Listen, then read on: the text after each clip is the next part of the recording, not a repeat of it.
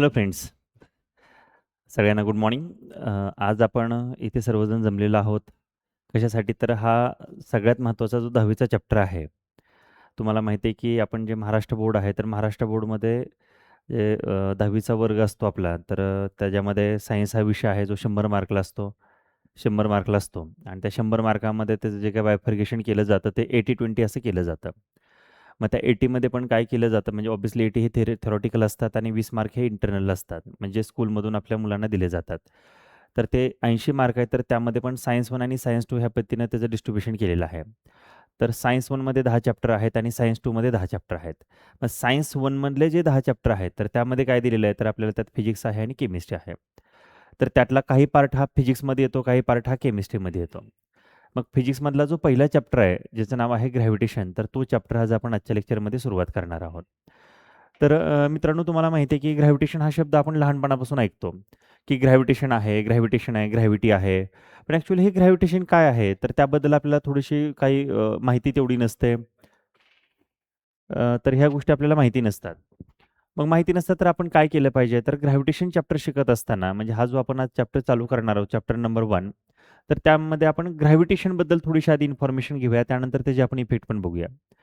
आता ॲक्च्युअली काय बघा, की ग्रॅव्हिटी म्हटल्यानंतर आपल्याला ऑटोमॅटिक अर्थ, न्यूटन वगैरे हे सगळ्या गोष्टी आपल्याला माहिती होतात. आणि मग मोशन वाटतं, हे होतं, ते होतं, ह्या बेसिक गोष्टी आहेत आपल्याला. तुम्ही जेव्हा 9thमध्ये होता, तर 9thमध्ये असताना तुम्ही फर्स्ट चॅप्टर शिकला लॉज ऑफ मोशन नावाचा. इव्हन 8मध्येही तो चॅप्टर होता. तर हा जो मोशन आहे, तर मोशनपासून आपल्याला सुरुवात करावी लागणार आहे बाळांनो. आता मोशन काय असतं, की मोशन कशाला म्हणायचं? कोणताही ऑब्जेक्ट जो काय करतोय, की एका ठिकाणाहून दुसऱ्या ठिकाणी जातोय, तर त्या ऑब्जेक्टला म्हणायचं object is said to be in motion with respect to the surrounding. म्हणजे सराउंडिंग कोण आहे? तर माझ्यासाठी तुम्ही सराउंडिंग आहात. तर तुमच्या कंपॅरेटिव्हली मी माझी जागा बदलतोय, त्यामुळं मी मोशनमध्ये आहे. येथे लक्षात मी काय म्हणालो? तुम्ही सर्वजण रेस्ट आहात आणि तुमच्या कंपॅरेटिव्हली मी काय करतोय? माझी जागा बदलतोय, त्यामुळं मला काय म्हणणार? तुम्ही मोशनमध्ये. आणि तुम्ही माझ्या कंपॅरेटिव्हली जागा बदलताय का माझ्या फ्रेम ऑफ रेफरन्समध्ये? तर अजिबात नाही. त्यामुळे तुम्ही कसे आहात? तर रेस्टमध्ये आहात. तर ही बेसिक मोशनची डेफिनेशन आपण पाहतोय. आता मोशन बघा, मोशन झाल्यानंतर आपण सगळ्यात महत्त्वाचं आपण काय बघतोय, की आता काही 1-2 रूल आहेत तुम्हाला आपण जे 9चे जे काय आहेत बेसिक काही क्वेश्चन आहेत, तर ते आपण आजच्या लेक्चरमध्ये घेणार आहोत.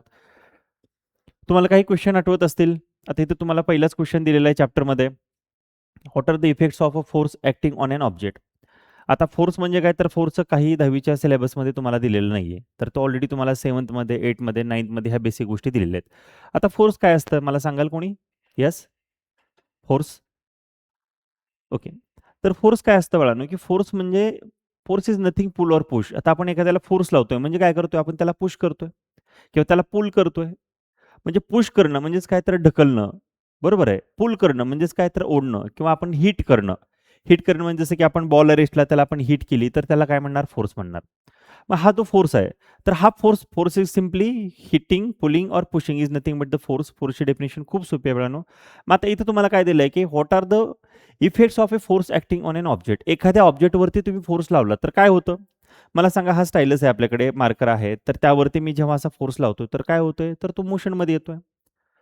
बरोबर आहे मी काय म्हटलं? त्याच्यावरती जेव्हा तुम्ही फोर्स लावताय, तर तो ऑब्जेक्ट काय होतोय? तर मोशनमध्ये येतोय. फोर्स लावताय म्हणजे तुम्ही काय करताय? त्याला पुश करताय. म्हणजे ऑब्जेक्ट काय होणार आहे? तर मोशनमध्ये येणार आहे. म्हणजे पहिलेच आन्सर काय असेल? What are the effect of a force acting on an object?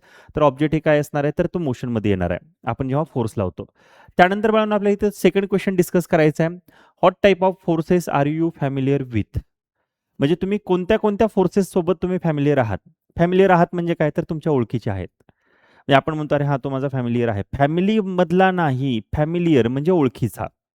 मग कोणते-कोणते फोर्स तुम्हाला ओळखीचे आहेत आठवा बरं? जे तुम्हाला 5थमध्ये असताना, 6थमध्ये असताना, 7थमध्ये असताना ते झालेले आहेत.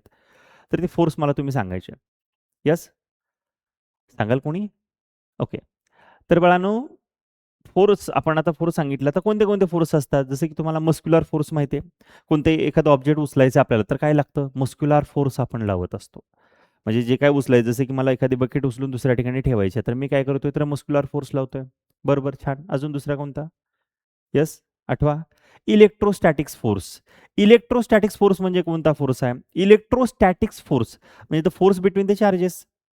आपल्याला आठवत असेल आताच हिवाळा झाला आपण बघितलं. कधी-कधी आपण म्हणजे प्लास्टिकच्या चेअरवरती बसलो आणि प्लास्टिकच्या चेअरवरती बसून जर आपण उठतोय आणि त्यानंतर एखाद्या पर्सनला जर तुम्ही टच केला, तर काय होतं? आपल्याला करंट लागतो. तर ते कशामुळे होतं? तर आपल्यामध्ये चार्जेस क्रिएट होतात. चार्जेस आपल्यामध्ये तयार होतात आणि हे जे चार्जेस आहेत तर आपण जेव्हा दुसऱ्या ऑब्जेक्टला हात लावतो तर तेव्हा ते चार्ज डिस्चार्ज होऊन जातो आणि त्यावेळेस आपल्याला तो करंट बसला आहे म्हणजे पोटेन्शियल डिफरन्स नंतर 0 होऊन जातं. तर तो charge between that is positive ion और निगेटिव्ह आयन तर त्या दोन चार्जमधला जो फोर्स असतो तर त्याला इलेक्ट्रोस्टॅटिक्स फोर्स असं आपण म्हणत असतो. आता ॲक्च्युली इलेक्ट्रोस्टॅटिक्स आणि इलेक्ट्रोडायनॅमिक्स ह्या फिजिक्सच्या दोन ब्रँचेस आहेत. स्टॅटिक्स मीन रेस्ट. जेव्हा चार्ज रेस्टला असतो तेव्हा तो असलेला फोर्स म्हणजे इलेक्ट्रोस्टॅटिक्स असेल. तो फोर्स आपण इथे बघणार आहे. ओके. त्यानंतर दुसरा बघा, पहिला बघितला आपण मस्क्युलर फोर्स, दुसरा बघितला इलेक्ट्रोस्टॅटिक्स फोर्स, त्यानंतर अजून कोणता फोर्स आहे? Frictional force. Good. Frictional force काय असतो? आता फ्रिक्शनल फोर्स आहे. मी एक माझा हात इथं ठेवला, दुसरा हात त्याच्यावरून मी घसरतो. हे काय? तर फ्रिक्शन होतं. जसं की आपली गाडी रोडवरून जाते, तर रोडवरून गाडी जाते, मग काय होतं त्या रोडचा जो सरफेस आहे आणि आपल्या टायर आहे, तर त्याच्यामध्ये फ्रिक्शन होतं आणि तो फ्रिक्शन झाल्यामुळं गाडी पुढं-पुढं जाते. इमॅजिन करा ते आपला रोड आणि आपली जी गाडी आहे, तर त्याच्यामध्ये जर फ्रिक्शन नसेल, तर गाडी पुढे जाणार आहे का? तर अजिबात नाही जाणार आहे. मग तो जो फ्रिक्शन आहे, तर तो फ्रिक्शनल फोर्स एक महत्त्वाचा आहे.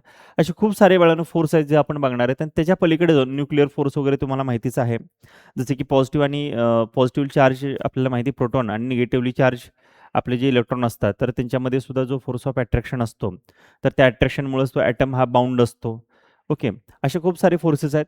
त्यानंतर what do you know about the gravitational force हा एक महत्त्वाचा सगळ्यात. आता ग्रॅव्हिटेशनल फोर्सबद्दल तुम्ही काय ऐकलेलं आहे किंवा तुम्हाला काय माहिती आहे का असा क्वेश्चन तिथे विचारला आहे. आपण मला खूप साऱ्या स्टोरीमध्ये आपण ऐकलेलं आहे की ग्रॅव्हिटेशनल फोर्स काय असतो. ॲक्च्युली हे जे इन्व्हेन्शन त्यांनी ज्यांनी केलेलं आहे तर त्यांनी ग्रॅव्हिटेशनल फोर्स हा काय कोणी म्हणजे तयार केलेला नाही आहे. तो ऑलरेडी नेचरमध्ये एक्झिस्ट आहे. बरोबर आहे. तो फक्त डिस्कव्हर केला आहे म्हणून सांगितलेला आहे. आता हे जे आपले सर आयझॅक न्यूटनबद्दल तुम्हाला सगळ्यांना इन्फॉर्मेशन आहेच. सर आयझॅक न्यूटन हे बऱ्यापैकी थेरॉटिकल जे आहे तर थेअरीवरती ट्रस्ट ठेवणारे सायंटिस्ट होते. म्हणजे बऱ्यापैकी त्यांनी थेअरी काय करायचे, की थेअरी भरपूर विचार करायचे, त्याची थेअरी मांडायचे. म्हणजे प्रॅक्टिकल खूप कमी वेळा ते करायचे आणि त्यातून ते लिंक लावायचे. म्हणजे फिलॉसॉफीच्या पद्धतीने ते लिंक लावायचे आणि त्यातून त्यांनी ग्रॅव्हिटेशनल फोर्स डेव्हलप केला म्हणण्यापेक्षा त्यांनी त्याची डिस्कव्हरी केली. मला सांगा न्यूटनचा जन्म व्हायच्या अगोदर वरून ॲपल खाली पडत नव्हता का? तर निश्चित पडत होता. जसं की आपण आता आपल्या महाराष्ट्रात राहतो, मराठवाड्यात राहतो किंवा आपल्या कोकणात राहतो, पश्चिम महाराष्ट्रात राहतो. तर इथं राहत असताना आपल्याकडे सगळ्यांकडे आंब्याची झाडं आहेत. बरोबर आहे. तर आपण सपोज तो जर सर आयझॅक न्यूटन जर दुसऱ्या देशात नसता, जर महाराष्ट्रात असता, तर तो आंब्याच्या झाडाखाली बसला असता. मग आंब्याच्या झाडाखाली बसल्यानंतर त्या डोक्यात आंबा पडला असता. आता आपल्या पण डोक्यात आंबा पडतो किंवा पडला तर आपण काय करतो? घेतो आणि तो आंबा खाऊन टाकतो. मग न्यूटनच्या अगोदर पण जे काही लोकं होते, तर ते ॲपल पडल्यानंतर तो ॲपल खाऊन टाकला असेल त्या लोकांनी. पण तो ॲपल खाली का पडतो? तर ह्याचा विचार कोणी केला का? तर अजिबात नाही. पण न्यूटनने विचार केला, की आता कदाचित न्यूटनला दुसरं काही काम नसेल. मे बी असं असू शकतं, की न्यूटनवरून जेव्हा तो ॲपल खाली पडला, तर ॲपल खाली पडल्यानंतर तो खालीच का पडला? ह्याचा मात्र त्या न्यूटनला विचार पडला, की तो ॲपल खाली का पडतोय? खाली पडण्यापेक्षा तो ॲपल लेफ्टला का गेला नाही? तो राईटला का गेला नाही? मग त्यानं काय केलं? ॲपल घेतला, अजून वरती टाकला, तो ॲपल अजून खाली पडला. तो ॲपल तो इन्क्लाइन प्लेनमध्ये टाकला, त्यानं तिरकळ असा टाकला, तर तो तिरका असा सरळ जाऊन अजून खाली पडायचा. असं खूप सारे त्याने एक्सपेरिमेंट केलं आणि एक्सपेरिमेंट केल्यानंतर ते जास्त लक्षात आलं, की प्रत्येक ऑब्जेक्ट जो वरी आपण टाकतोय, तर तो कुठे येतोय? Towards the centre of the अर्थ येतोय. म्हणजे एका सरळ रेषेमध्ये तो खाली येतोय, असं त्याच्या लक्षात आलं. आणि तो लक्षात आल्यानंतर मग त्यानं त्याचं लिंक लावायला सुरुवात केली. मग त्याच्या असं लक्षात आलं, की अर्थच्या आतमध्ये असं काहीतरी आहे, जे अर्थच्या वरच्या प्रत्येक ऑब्जेक्टला ते खाली आपल्याकडे काय करतोय? अट्रॅक्ट करून घेतोय. आणि त्याच जे काही मिस्टेरियस जो फोर्स होता, तर त्याच फोर्सला त्यानं नाव दिलं ग्रॅव्हिटेशनल फोर्स. काय नाव दिलं? Gravitational force. बरं आता ग्रॅव्हिटेशनल फोर्स फक्त अर्थपुरता मर्यादित आहे का? तर अजिबात नाही. It is not only related up to the earth और on the object on the surface of the earth. तर हा युनिव्हर्सल फोर्स आहे, हे न्यूटनने सांगितलं. युनिव्हर्सल फोर्स आहे म्हणजे काय? तर हा जगातल्या कोणत्याही ऑब्जेक्टमध्ये असू शकतो. आता जगातला ऑब्जेक्ट म्हणजे काय? जसं आपण इथं आहे अर्थवरती, एखादा प्लॅनेट दुसऱ्या प्लॅनेटवरती गेला, एखादा पर्सन, मग त्या प्लॅनेट आणि ह्या प्लॅनेटमध्ये फोर्स ऑफ अट्रॅक्शन आहे तर आहे. हे न्यूटननी सांगितलं. ठीक आहे. इथं तुम्हाला न्यूटनचं थोडीशी डायग्राम तुम्हाला दाखवलेली आहे. ही आपली अर्थ आहे, हे त्याच्यावरचं झाड आहे. इथं मून आहे. मग अर्थ आणि मूनमध्ये फोर्स ऑफ अट्रॅक्शन आहे का? किंवा ग्रॅव्हिटेशनल फोर्स आहे का? तर निश्चित अर्थ आणि मूनमध्ये ग्रॅव्हिटेशनल फोर्स आहे. ते आपण पुढे जाऊन आपण बघणार आहोत, की जसं की आपल्याला माहिती आहे सगळ्यांना बघा, आपण कधी बीचवरती वगैरे फिरायला जातो. तर तिथं बीचवरती गेल्यानंतर आपल्या असं लक्षात येतं, कधी-कधी पाणी बीचवरती आलेलं असतं, कधी-कधी पाणी भरपूर समुद्राच्या आतमध्ये गेलेलं असतं. मग हे काय असतं? तर हे लो टाइड्स आणि हाय टाइड्स असतात. हे ऑलरेडी तुम्ही प्रिव्हियस स्टँडर्डमध्ये बघितलंय. मग हे जे लो टाइड्स आणि हाय टाइड्स आहेत, तर हे लो टाइड्स आणि हाय टाइड्स हे कशामुळे पॉसिबल आहेत? तर हे the gravitational force between the earth and the moon. मूननं जे आपल्या अर्थवरती फोर्स लावलाय, तर त्या फोर्सचं जे कन्व्हर्जन आहे तर ते कशामध्ये झालेलं आहे बाळांनो, तर लो टाइड्स आणि हाय टाइड्समध्ये झालेलं आहे. आणि अर्थनं जो मूनवरती फोर्स लावला त्यामुळे काय होतंय, मून आपल्या भोवताली फिरते. इथे लक्षात सगळ्यांच्या? हा जो आहे तर तो ग्रॅव्हिटेशनल फोर्स आहे. त्यानंतर हे ॲपलचं तुम्हाला फॉलिंग ॲपल वगैरे हे सगळ्या गोष्टी दाखवलेल्या आहेत. मित्रांनो, जसं न्यूटनच्या लक्षात आलं, की जो वरून ॲपलच्या झाडावरूनचा जो ॲपल आहे तो खाली पडतोय. तर खाली पडतोय असं लक्षात आल्यानंतर तो ॲपल काय होतोय, तर towards the centre of the अर्थ असं जातोय लक्षात आलं. मग न्यूटननं विचार केला, की हा फक्त शॉर्ट हाईटशीच रिलेटेड असेल का?